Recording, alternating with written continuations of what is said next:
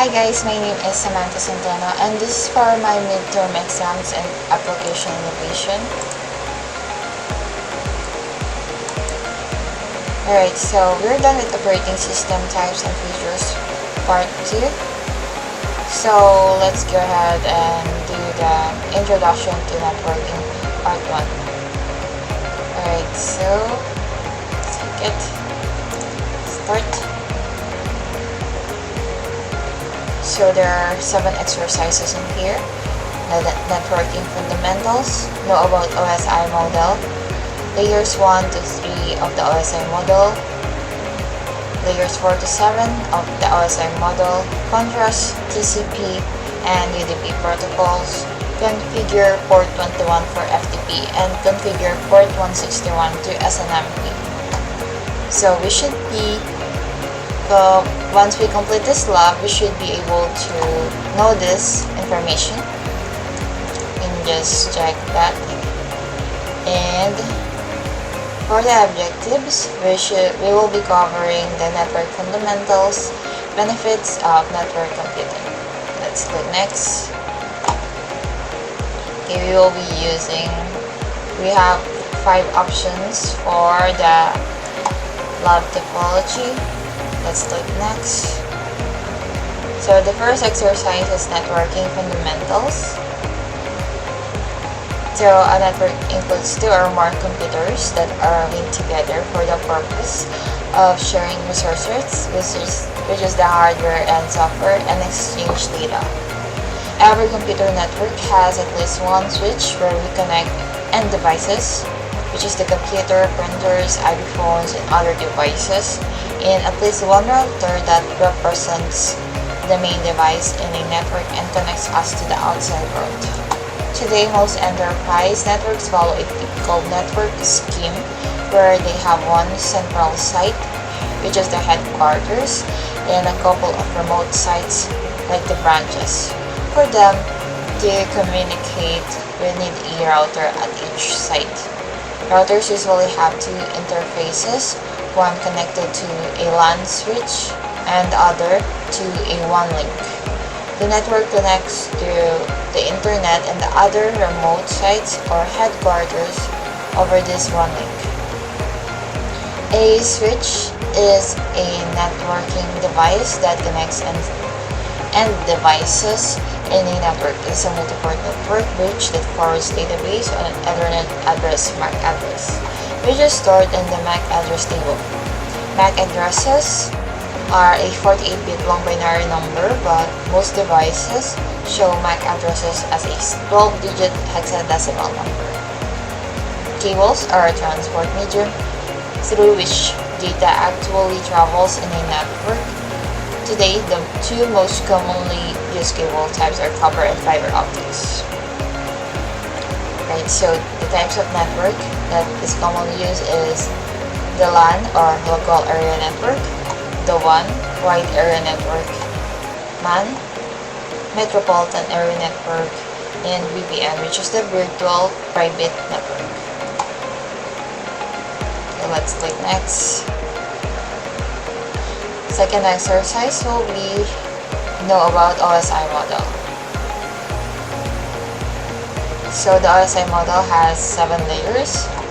Layer 1 is physical, 2 data link, 3 network, transport is the 4th one, 5th session, 6 presentation, and 7 application. Let's compare OSI model to the TCP/IP model.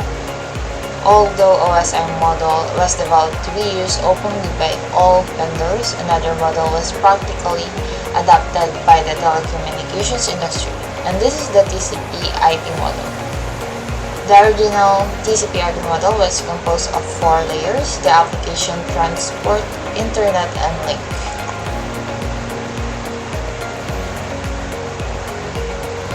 Okay, let's use the OSI model to implement troubleshooting.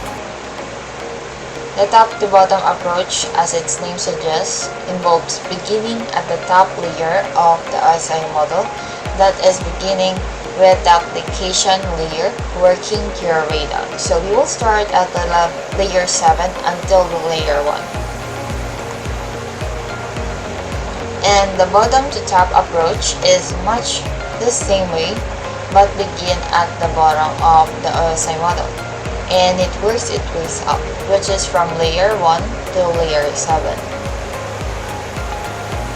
The divide conquer approach begins at one of the middle layers and works either up or down from there. So we will start either from the layer 2, 3, or 4. Then it will continue either upwards or downwards.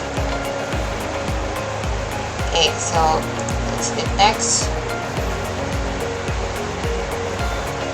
Exercise 3. Layers 1 to 3 of the OSI model. We'll be using the labyrinth gun. Let's click the labyrinth gun to open it.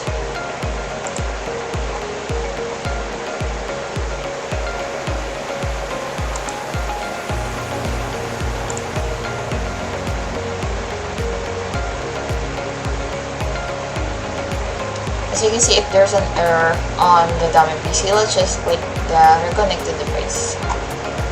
Okay, so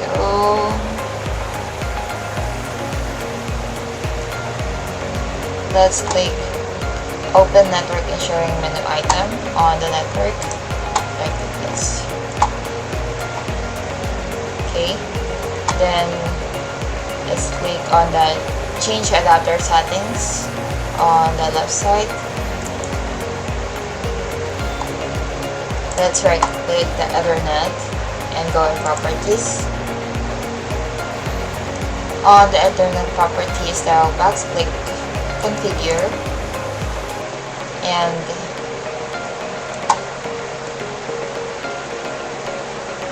right, so we are showing now the Microsoft Hyper-V network adapter properties. This is the dialog box that displays the properties of the physical network interface card or NIC on the device. Let's click the details tab.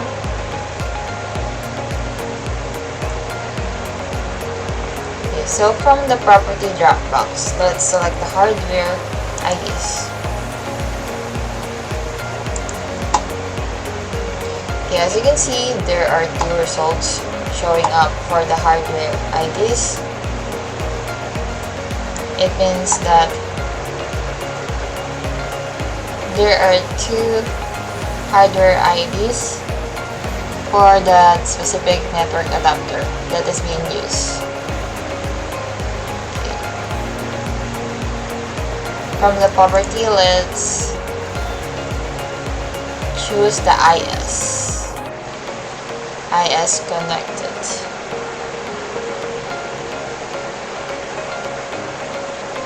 Alright, so the result for this, that is true.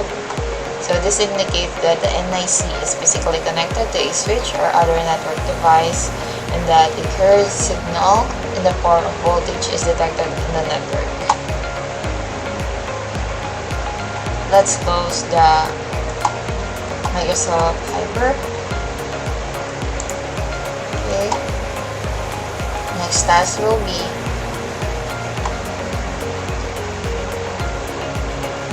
going to network connections, and let's right click Ethernet. Let's go in properties again and click configure. Alright, this one we'll be going to driver tab and click on the driver details. Okay, so on the driver details, you can see the information such as the file version and the provider of the driver. So according to the Microsoft, the LLC sublayer is implemented in the driver of the interface. The LLC takes care of the error-free transfer of data frames from the node to another. Let's click OK and let's close this network connections.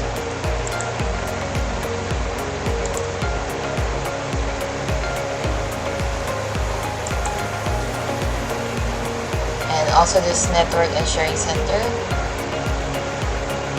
Let's close it. Right. Next step will be typing CMD in search bar. CMD stands for command prompt. Okay, let's type this. Let's just copy paste to avoid too much time consuming. Then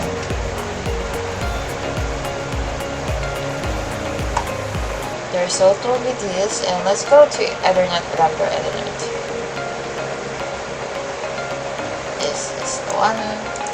So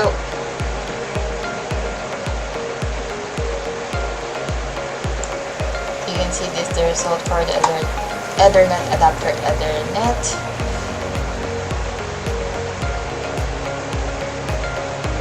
Okay, and when you check for the physical address, this is the physical address.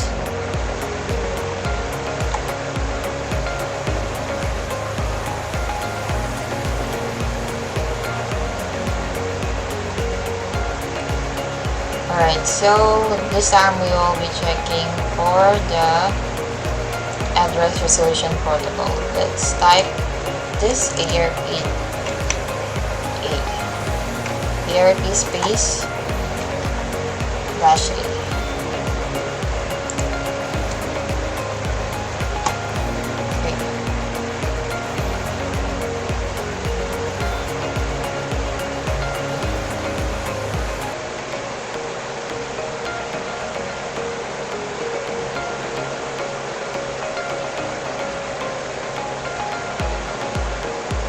Alright, so the ARP enters under the interface 192.168.04. Heading, notice the address. Notice the address of 192.168.02. This is the club. This is 01 device. From this table, you can see the MAC address of the NAC card.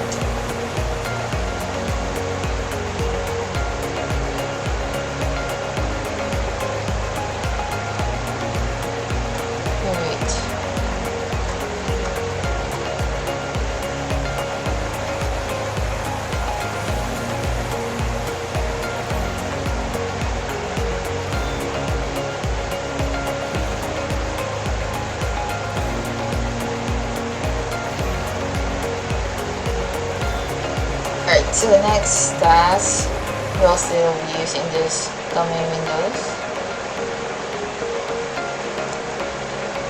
Let's type ipconfig all again.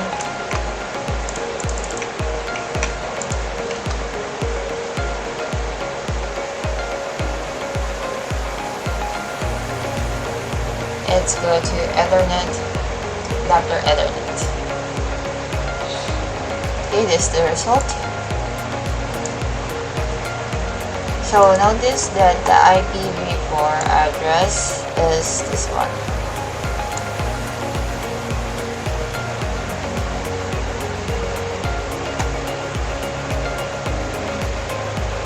Alright, so the IPv4 address is a private IP address and can only be used on internal networks and not on the internet. The subnet mask indicates that the range of IP addresses in the same subnet are from 192.168.0.0 to 192.168.0.255. Okay, so a default gateway. And any destination outside of the subnet will require the use of a default gateway. The default gateway is configured as to 192.168.0.250. Right, and this is the link locale for the IPv6 address.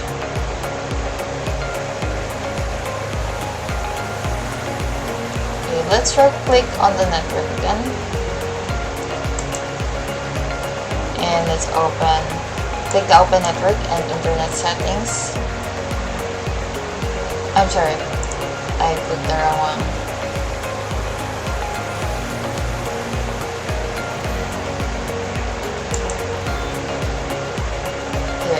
Open Network and Sharing Center. Let's click the domain because you're not the real one. Okay. Alright, so let's click the Ethernet too. Then click on Properties. Let's click the Internet Protocol version 4, TCP IPv4, and hit on Properties. Let's click use the following IP address, and let's use this for the IP address 147.52.3.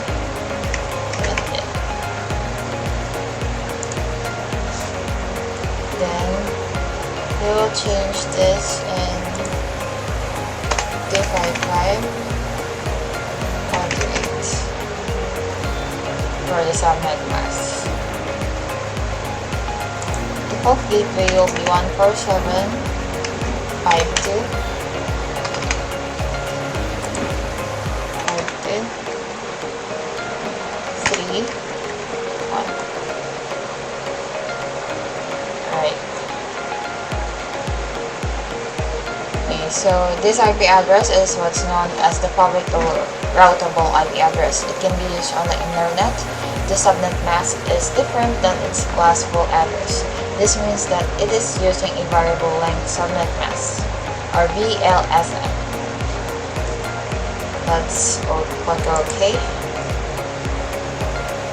Then yes. Okay, let's say turn OK, and then close. Let's just minimize this. Okay, let's go back to command prompt. Let's hit IP config all again.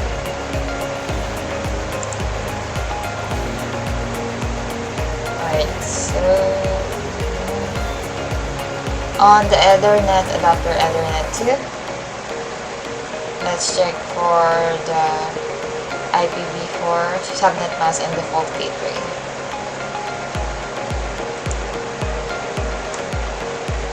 Okay, so this is the one that we've customized earlier for the IPv4.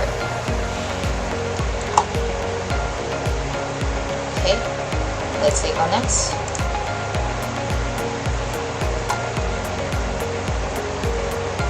Exercise 4, layers 4 to 7 of the OSI model.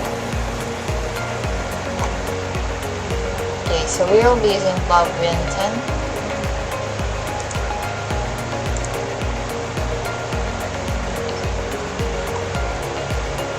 It's type CLS to clear the previous information that we've typed earlier. Then click on Next tab.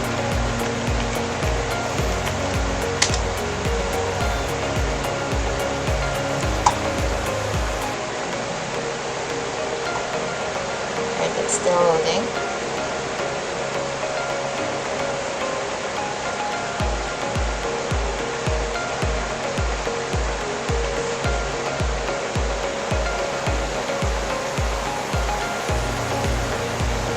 Right, so next down, this command shows the TCP sessions that currently exist on the device. Let's open Internet Explorer on the taskbar and type this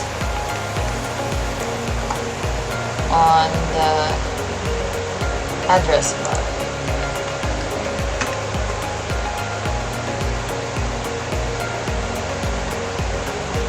So we've opened the CompTIA website. Now let's go back to the command prompt. Let's type that again.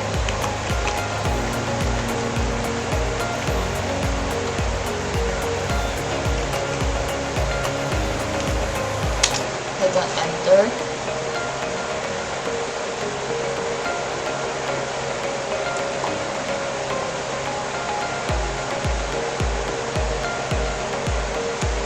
So notice that additional sessions are included in the output. However, these are all with the proxy 8080. This is because all of the traffic between devices in the practice lab environment, and the internet communicate via the proxy server. Proxy is the domain name of the device, and 8080 is the port on which communication is taking place. Notice as well that each session has specific state of establish, time wait, and close wait. These are different states of a TCP session.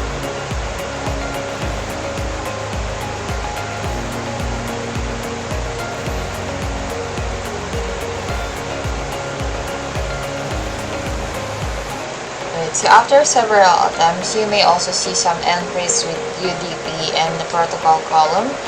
These are not sessions but UDP datagrams that have been sent or received on the interface. Services that use UDP includes DHCP, DNS, and SNMP. You can attempt to repeatedly run the following command, which filters out all UDP entries and press enter each time. So let's type this.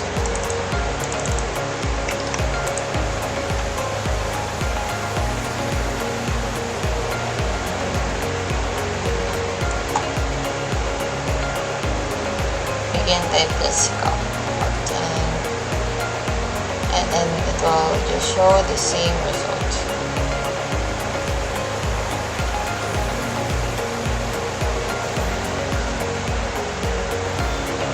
Alright.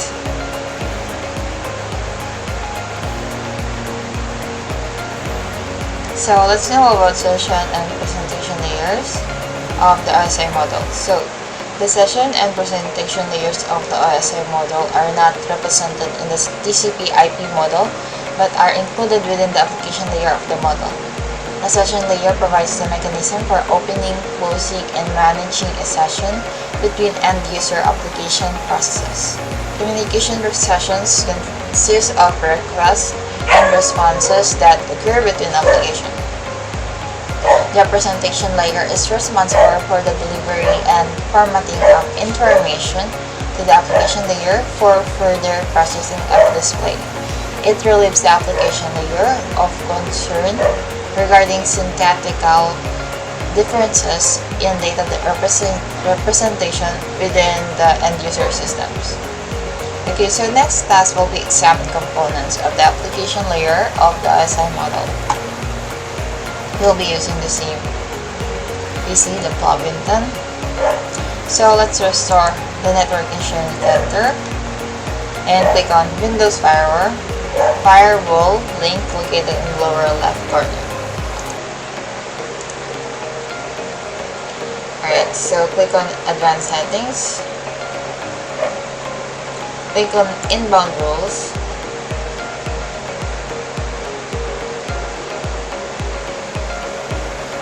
we can see the core networking, the dynamic host configuration protocol. Let's see here.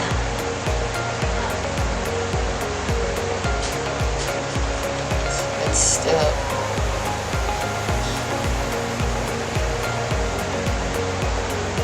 Here. Then the task to device streaming.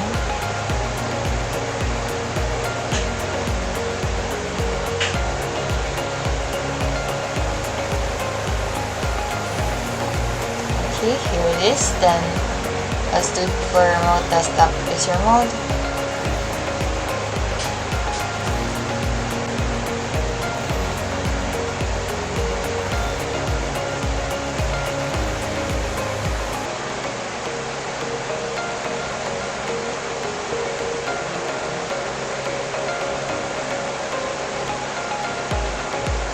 Okay, here it is. Then the SNMP. Here it is, the SNMP. Okay. So these are just some of the applications layer protocol and services that are running on the Windows device. These are network-aware applications that service the user application utilized by the person operating the device. So let's close this. Also this. Okay, let's right click on the taskbar and click on Task Manager. Okay, let's go to Windows Processes and look for Service Host Network Service.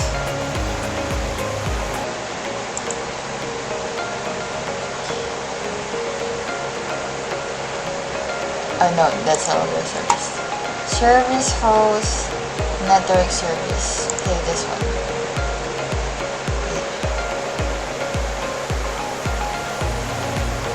So after expanding this, you can see this process is responsible for DNS client, network location awareness, as well as remote desktop service. All these are network applications and services that require this process to run. This process runs just below the network-aware applications such as web browsers, email clients, remote desktop clients, and other such software packages. Okay, let's close the Task Manager. Click on Next.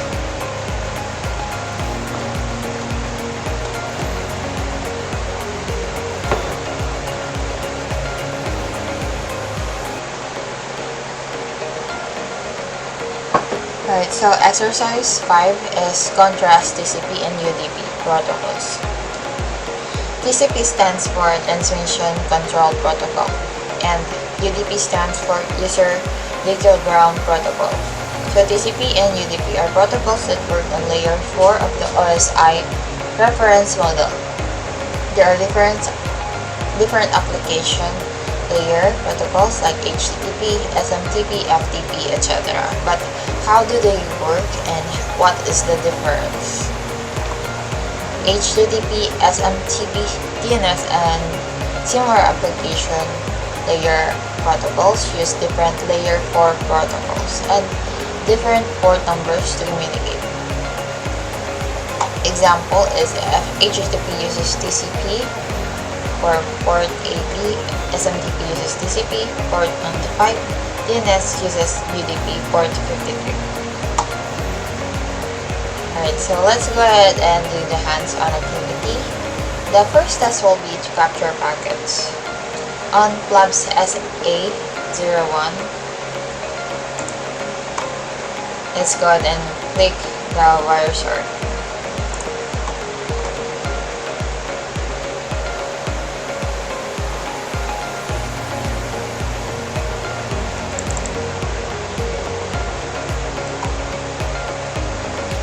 So the Wireshark analyzer is been displayed. Select internal and click capture. Then start.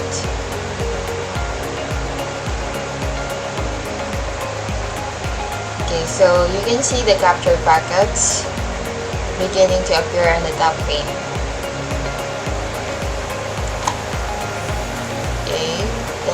Let's scroll down to see additional packets. Notice the multicolor coding of the packets. Each color represents the protocol the data packet implements. Here it is.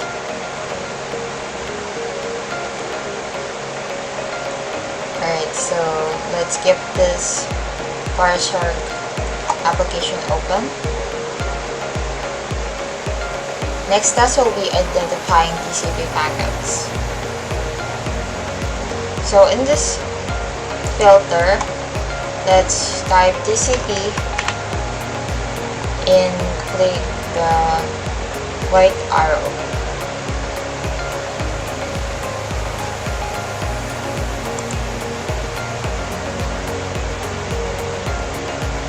Okay, so notice that on the protocol it's showing up first the TCP because we filtered that out.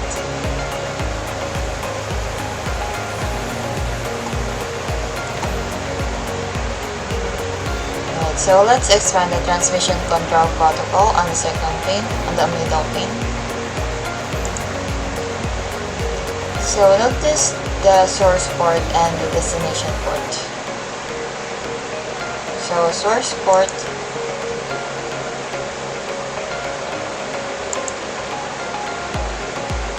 is 338. So there they are 3389 and 8651. So you can see here that source port is the 1584, destination port is 3389. Okay, let's go next. So next task will be identify UDP packets. So in the filter box, let's type UDP and click the arrow again. Notice that the protocol has been changed, and in the filter box you can see the DHCP.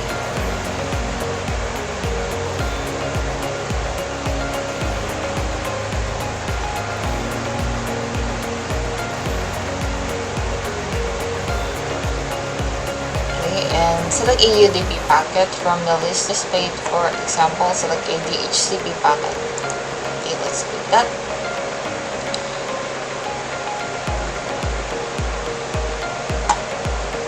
Then expand the user datagram protocol.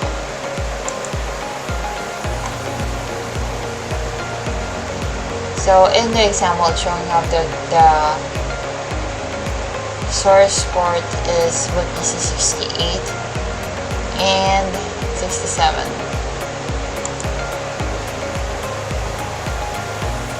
Whereas this one, source port,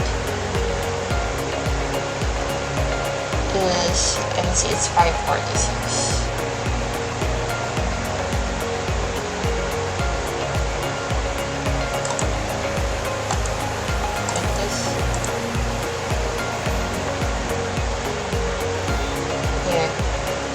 Showing 68 and 67, but on my part it's 546 and 547. Okay, so let's click on next. Exercise 6, configure port 21 for FTP. FTP stands for File Transfer Protocol. It is a standard network protocol used to transfer files from host, which is the computer, to another host over a TCP-based network like a private intranet or internet. So FTP is built on a client-server computing model. It uses a separate data and control connections between a client, which is the workstation, and FTP server. FTP users may authenticate themselves in the form of a username and password, which are transmitted as plain text. For this reason, most FTP sites allow anonymous as the username and an email address as the password.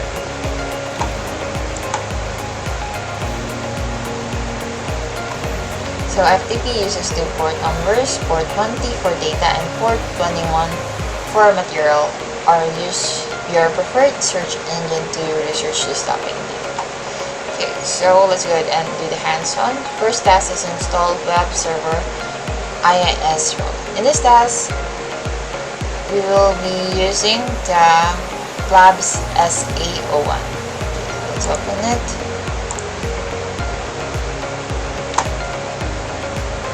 What's this first?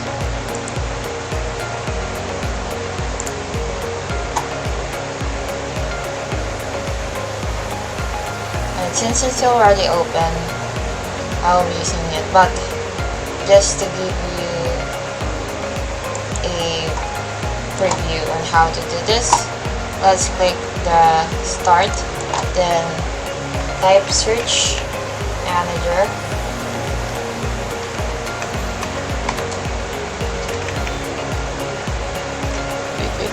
server manager.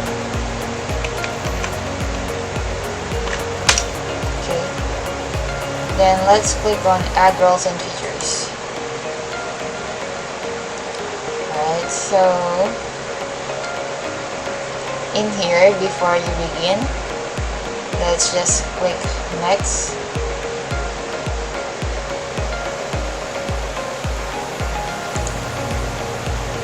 Okay, so in the installation type, click next. Select destination server, click next. Select server roles, make sure that we select the web server IIS. Let's scroll down to look at that. Okay, so this is the web server IIS. Okay, from the add roles list, that's when the add features that are required for web server IIS box appears. Let's just click the add features.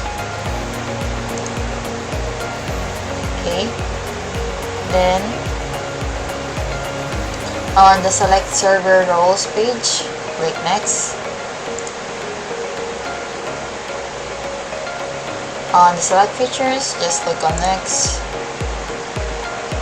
Web server role IIS, click next. Okay, so on select role services, keep the default selections and scroll down to select the FTP server option. Okay, FTP server, and make sure that the FTP service and FTP extensibility is been checked. Then click on next.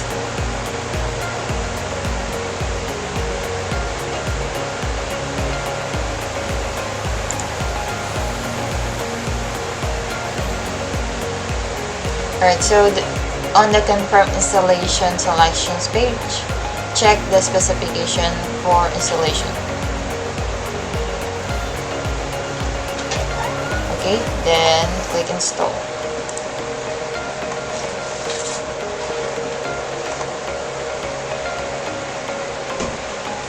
Alright, so the installation is already processing. Let's just wait.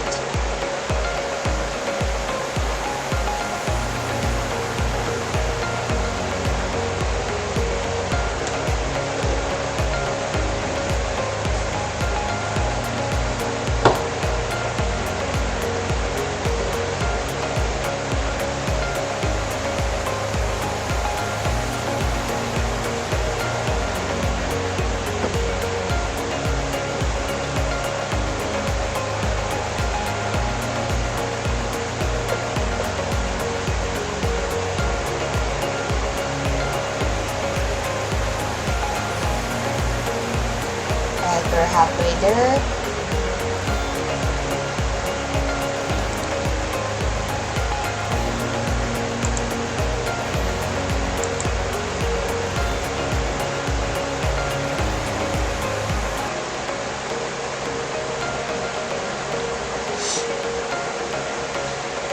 Okay, it says that it's failed.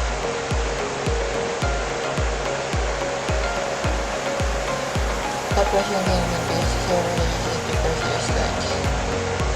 These add or remove features on the user page.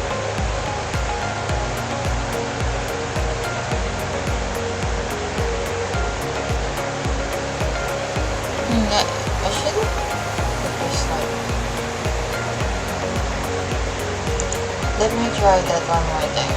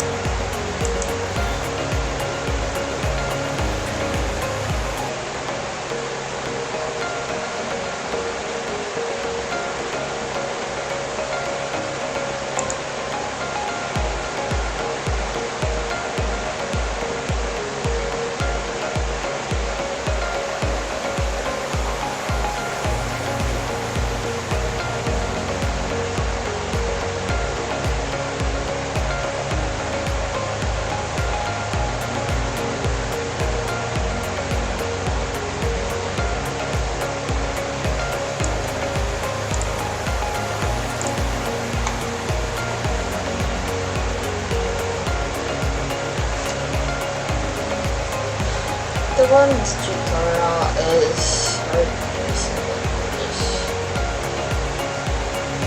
something for this.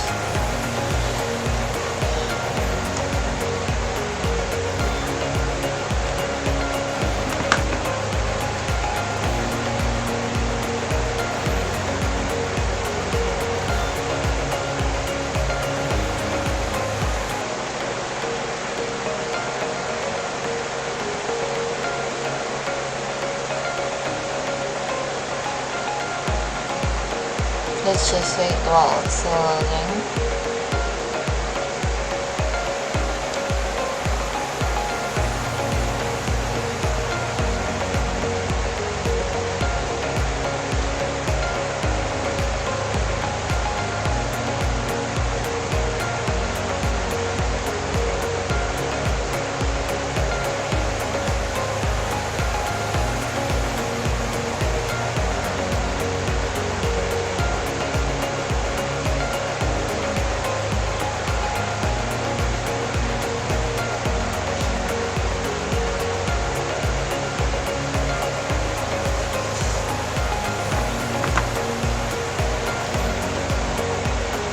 Figure it is now working.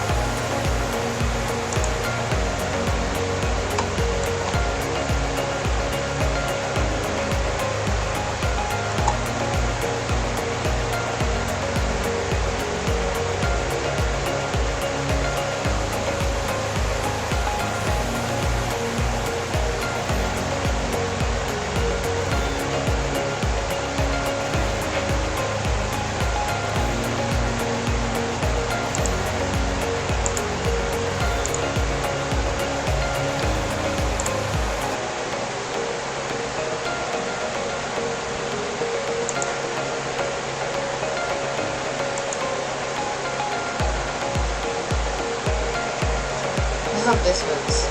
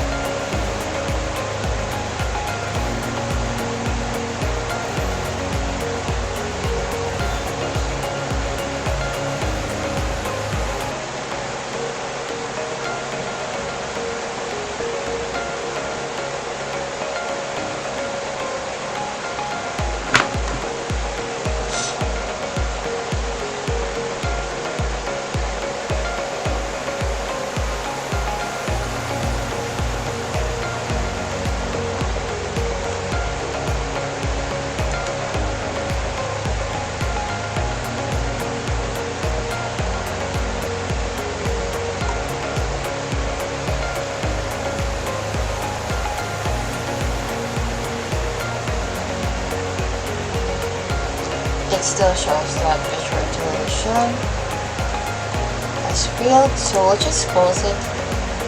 Next task will be set up an FTP site. To enable FTP session, we have the first configured as an FTP server. Okay, upload SA01. Let's restart. Windows administrative. Okay, and let's find the Internet Information Services or IIS. Okay. Then let's extend the Labs SA1 under connections.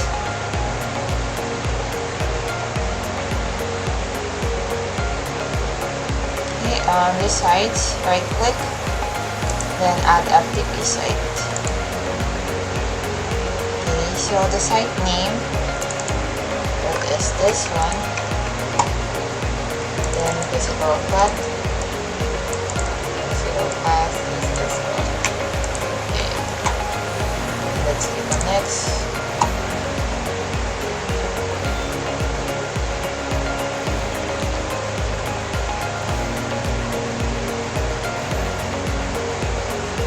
Go to SSL section, then click no SSL.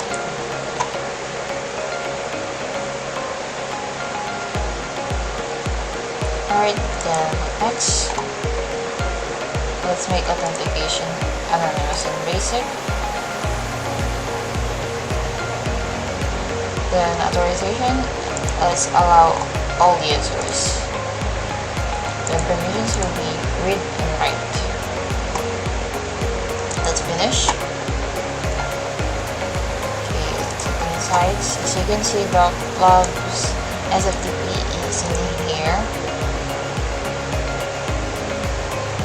and it's listed as FTP site.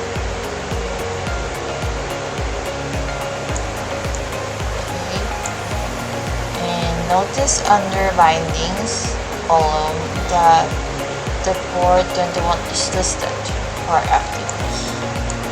Okay, let's minimize the IIS manager. Then launch File Explorer, and from the taskbar, so let's expand this PC, then navigate to local disk. Let's like inet pub, then fpp root. Okay, it's blank. Let's click new, then text document. Let's rename it into memo. Hit enter. Click the root button under the Labs SA1 device in the crisis tab location. So this is the reboot button. Let's click it. Okay, it's currently rebooting. Next task will be to verify FTP access from Club Window.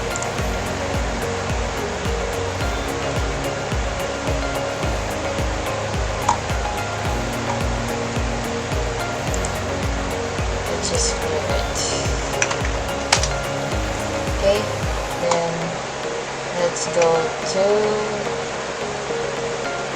let's type FTP.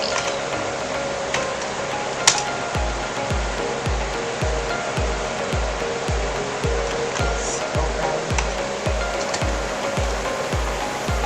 Labs is 01.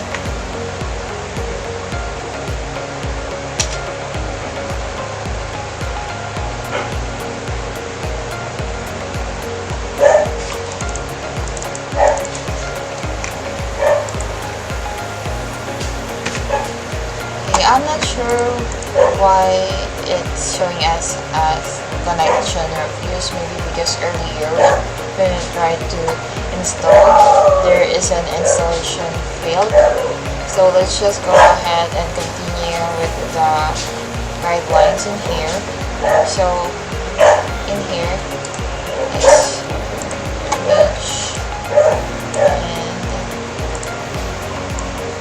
okay, so when we click FTP, here it is. It will prompt you with this FTP greater than sign, and then you will type open clubs SA01. Then this will show up. This was the one that's supposed to show that, but what I'm showing in here is that connection refused, so I can't continue furtherly with that procedure because there's an error. Then afterwards we will have type anonymous. Here you will be prompted to type in here, and you will type anonymous, and it will show up the number of anonymous access allowed. Here, password. Okay. Next is to see the contents of FTP directory.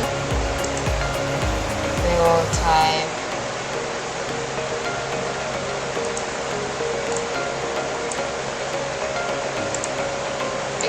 we will type the ls here. This is for 200 successful. Then that total sys transfer complete. Let's just hit enter to see this. Then this is the text file that created. This is the Okay, so the next step, to download the file, we should type get space memo.txt. Right. So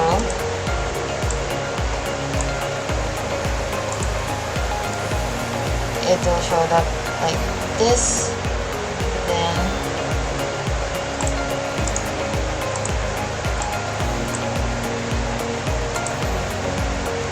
the system indicates that successful transfer occurred. So it shows transfer complete. Okay. So to log out of the FTP server, type bye. You can just do that. Type bye.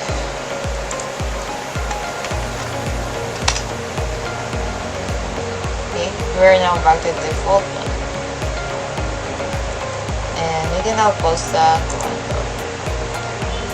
Okay, click on next.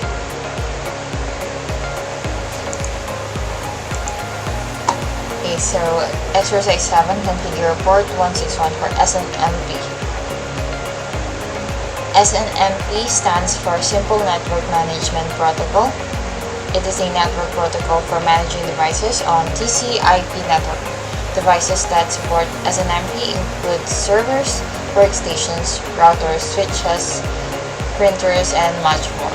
SNMP is often used in network management systems to monitor network-attached devices for conditions that call for administrative attention. For example, the administrator can be alerted if the router fails, or be alerted when this space on the server is running out.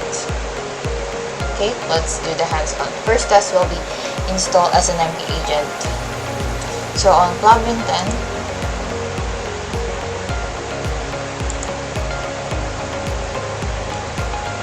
let's click start and type control panel. Okay. Alright, so let's access programs. Then select turn Windows features on or off under programs and features. Here.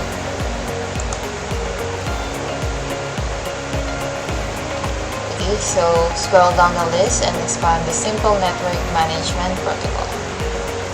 Let's find SNMP. Here it is, Simple Network Management Protocol.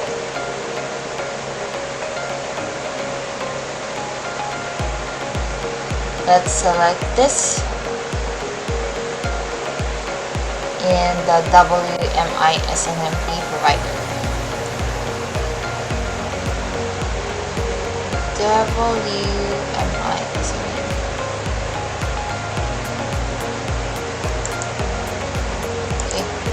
it's under SNMP. You just have to put the plus sign. Okay, then click OK.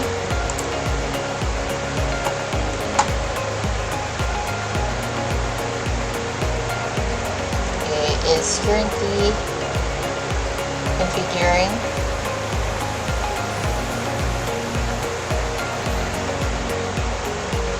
Okay, click close. Let's close the programs. And next task is configure SNMP properties. So click start, type computer management, hit enter. Let's expand the services and application. Then under computer management local,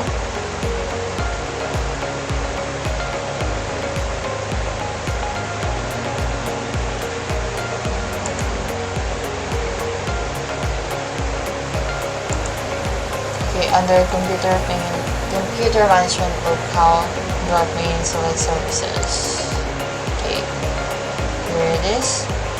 So on the services pane, scroll down the list and locate SNMP service.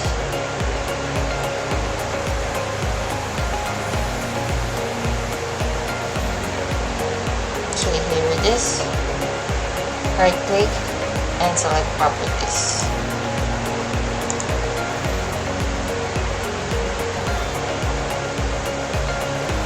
Let's go to agent tab, and for the contact, let's put admin, and location is London, UK.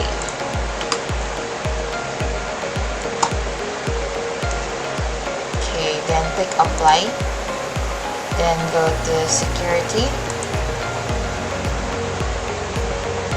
then click add in the accepted community names.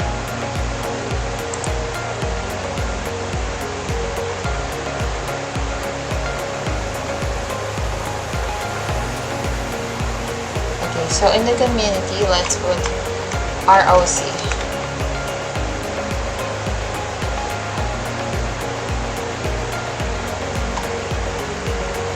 Okay.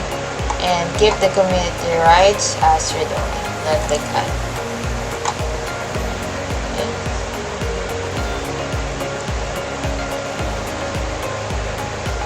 Okay. As you can see, the ROC has been applied, the changes for that.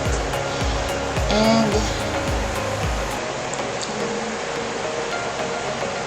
let's click add on the accept SNMP packets from this source. So on the SMP service configuration, the IP address that we should type is this. Then click add.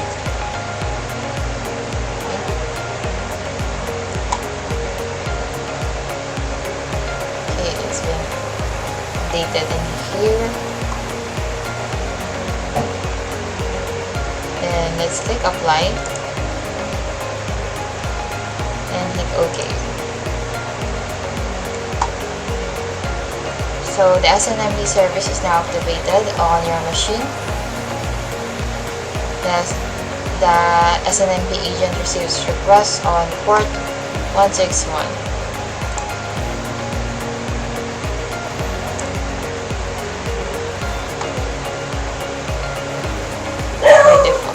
SNMP management software is required to act as an administrator and solve for monitoring the status of different devices that have SNMP agent installed. Okay, let's close down the computer management. Hit on next. Okay, and great news, we're done with the introduction to networking part 1. So thank you for listening and watching. Bye guys.